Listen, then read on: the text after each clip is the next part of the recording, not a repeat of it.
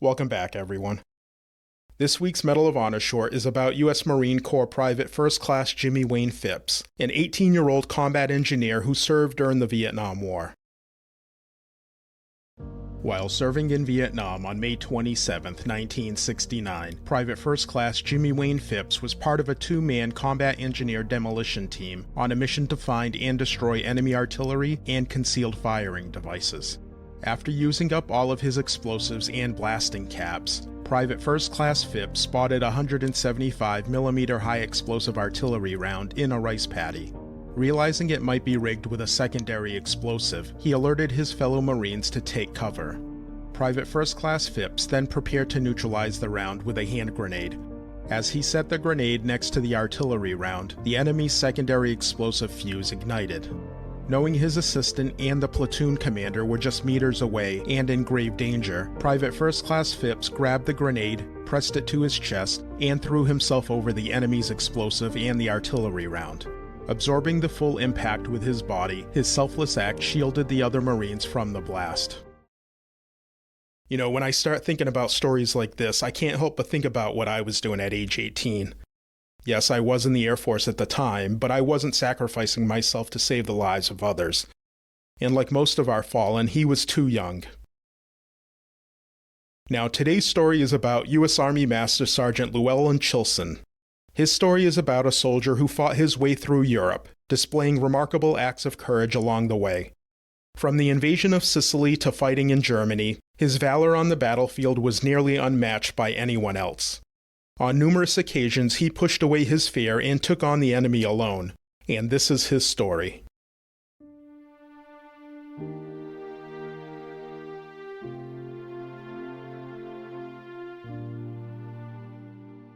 Llewellyn Chilson was born on April 1, 1920 in Dayton, Ohio, to parents Goldia and Frank Chilson.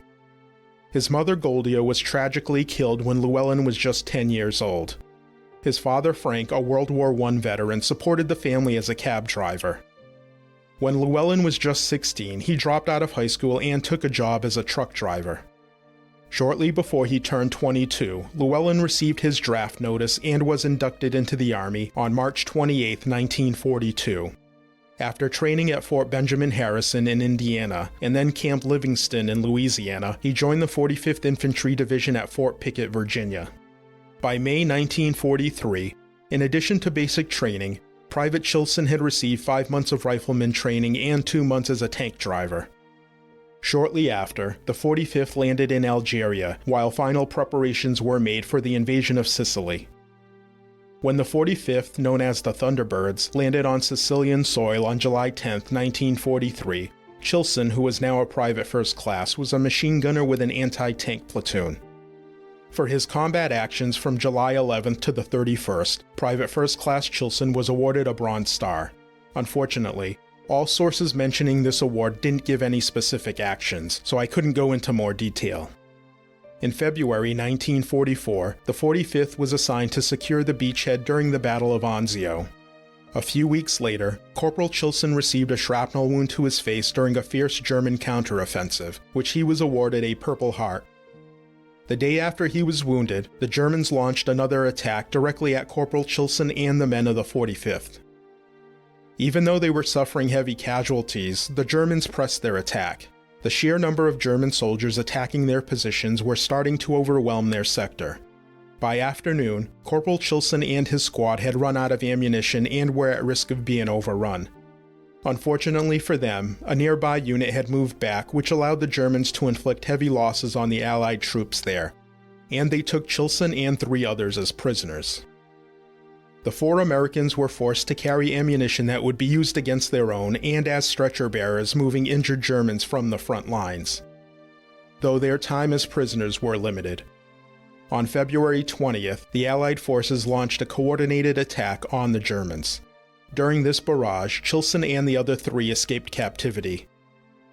On their way back to their lines, the 4 captured 4 Germans at an outpost. In addition to the 4 men, Corporal Chilson returned with valuable intelligence, which led to the capture of 40 additional Germans. For this he was awarded a Silver Star. On June 11th, Corporal Chilson left his unit without permission and went to Rome for 2 days. When he returned, he was given extra duties as punishment.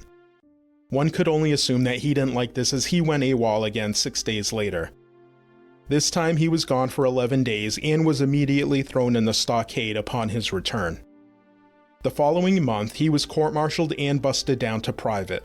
In addition, he received a pay reduction for 4 months and 4 months confinement, which was suspended. On August 15, 1944, Chilson, now a sergeant, and the other men of the 45th took part in Operation Dragoon, the invasion of southern France. As the center of the 6th Corps, they landed near Nice. Over the next few weeks, they pushed further north, trying to entrap the Germans between themselves and the Third Army. As they chased the Germans, Chilson was tasked with gathering and interrogating prisoners. By October 28th, he was back serving in combat. G Company and the other units of the 45th were forced to retreat following a German counterattack near Lorraine, and they suffered heavy casualties. Eventually, the Allied forces were able to slow the German advance, and they were able to form a line of defense. But the Germans were able to take positions on a hill and pin down the Allies. Attempts to dislodge the Germans were unsuccessful, and they suffered additional casualties. This is where Sergeant Chilson stepped in. I'm not sure if he was ordered to or he took it upon himself, but he snuck around the German flank and attacked them alone. This surprise attack led to the capture of 25 German soldiers. His actions were reported to the award board, but he wasn't awarded any medals for his actions, most likely for his history of going AWOL. Even with that history, by November 24, 1944, Chilson had been promoted to technical sergeant. On that day, his platoon's movements were halted by a German roadblock which was fortified by rifle and machine gun fire. With the platoon pinned down, Sergeant Chilson had a machine gun set up to lay down covering fire as he crawled around the roadblock's flank under the cover of darkness. He moved quietly and was able to get within 20 yards of the German position. He threw 2 grenades into the roadblock, then sprang up and engaged them with his submachine gun, killing 3 and forcing 9 more to surrender to him. For this, he was awarded a second Silver Star.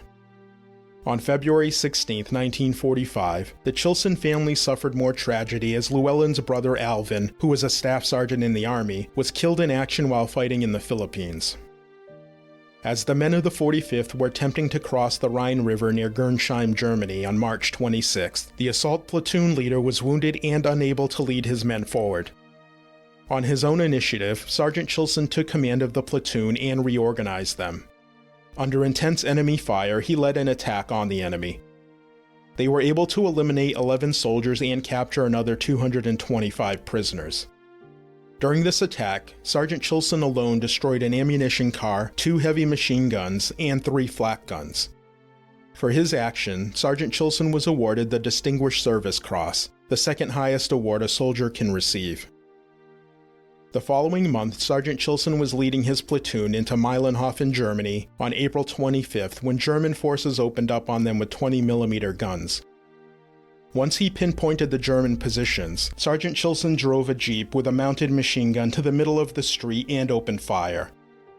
Alone, he took out 2 flak guns, an 88mm gun, and killed approximately 40 riflemen.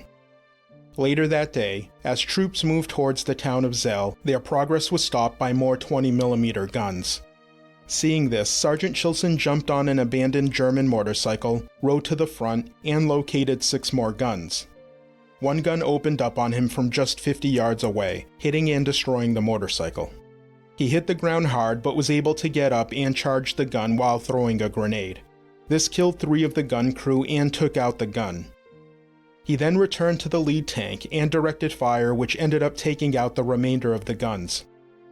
For this, he was awarded his second Distinguished Service Cross. Just 2 days later, Sergeant Chilson would receive his third Distinguished Service Cross of the war. As he and his platoon were assaulting the German town of Neuburg, they were pinned down by machine gun fire from the second floor of a house. He knew there was no time to wait. He rushed across the fire-swept street, ran up the stairs, and threw a grenade into the room where the gun crew were set up.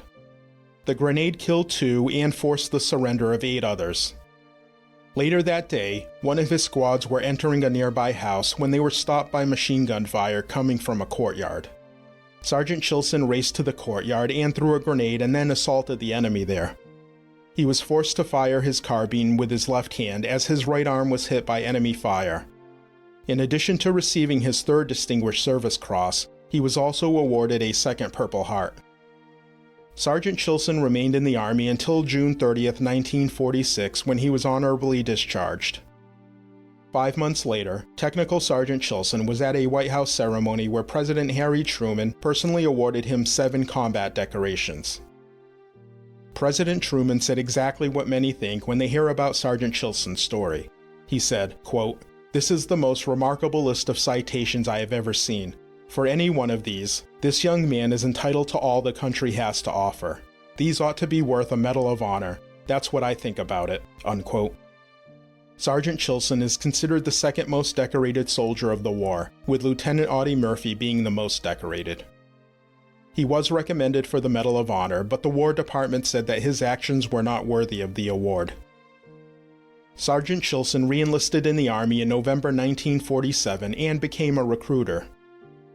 On May 24, 1961, Sergeant Chilson was one of only 4 people to survive a plane crash that killed 24 others. He would go on to serve until 1964, when he retired as a Master Sergeant. After he retired, Sergeant Chilson moved to Washington State, where he managed a gas station and drove a cab.